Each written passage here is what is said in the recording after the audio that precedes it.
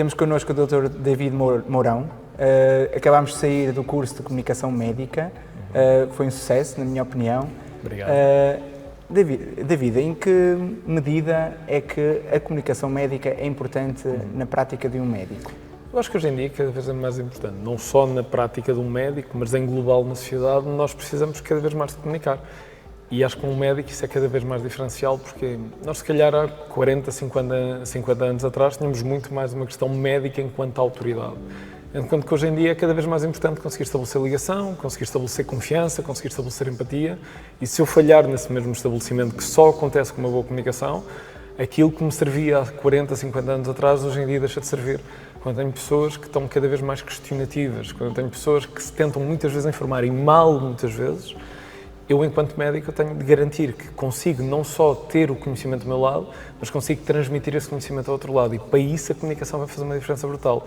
Não é só o saber, é como é que eu pego naquilo que eu sei e o comunico de forma estruturada para o outro entender. E isto, quer seja com pacientes, quer seja mesmo a falar em público, vai fazer uma diferença brutal na comunicação.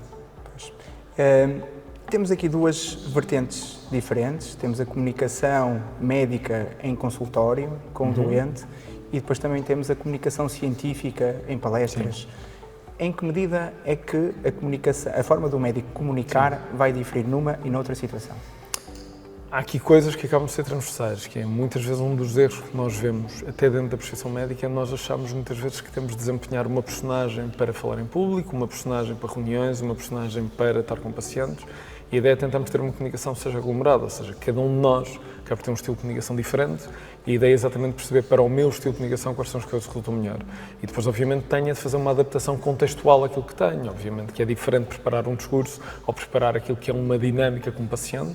Agora, há certas coisas que são transversais, que é, por exemplo, ter uma comunicação clara, vai-nos dar imenso jeito, quer com um paciente que saiba mais, quer com um paciente que saiba menos. E ter essa comunicação clara permite-me, num contexto científico, comunicar de uma maneira muito melhor e com muito mais eficácia, quer seja em público, com um público maior ou menor. Ou seja, há certas coisas que são transversais.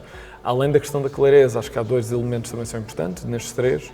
O segundo é a questão da criação de empatia, que é mesmo que eu esteja a comunicar algum conceito científico, conseguir estabelecer ligação com a audiência e com o paciente, mais uma vez, vai ser essencial. E essa empatia, mais uma vez, é adquirida pela forma como eu falo, mas também pelo conteúdo que eu trabalho. E, finalmente, além da clareza e da empatia, é essencialmente nós conseguimos ser cativantes. Essa questão do ser cativante é conseguir manter uma pessoa que, se calhar, está ali com uma data de preocupações do que é que lhe vai acontecer face à mensagem que eu lhe estou a passar, e conseguir mantê-la atenta àquilo que eu estou a dizer, que é importantíssimo para ela, para a pessoa, depois daquela consulta, saber exatamente o que tem de fazer. E é exatamente a mesma coisa em contexto científico, que é, se eu conseguir ser cativante, consigo muito mais facilmente que as pessoas estejam a ouvir o meu discurso, em vez de estarem a olhar para o telemóvel, e, segundo cenário, que tirem realmente algum sumo daquilo que eu transmiti. Em vez de estarmos simplesmente ali a fazer o cheque que fiz da palestra, é garantir que fazemos as palestras, as pessoas nos ouvem, e mais do que isso, que ficam com alguma coisa, consigam utilizar, ou pelo menos pensar de forma diferente com aquilo que ouviram. Se eu não conseguir ser claro, ser cativante e ter empatia, fica mais complicado, quer seja com pacientes, quer seja com um contexto científico. Muito bem. Já foi abordando isso, mas para sintetizar e para finalizar, quais é que são as características fundamentais para um médico comunicar bem? Acho que o médico, antes de mais, a questão da empatia, não só do estabelecimento da empatia, mas a outra coisa, nos conseguimos colocar naquilo que é a pele da pessoa que temos à frente e de pensar um bocadinho nas preocupações que temos aí. Isso é uma coisa que eu acho que é muito importante, não só em comunicação, mas na vida em geral, é termos ali alguma humildade. O que é que eu quero dizer com humildade? É essencialmente nós termos a percepção que eu, se calhar, provavelmente tenho ali mais conhecimento do que a pessoa que tenho ali à frente.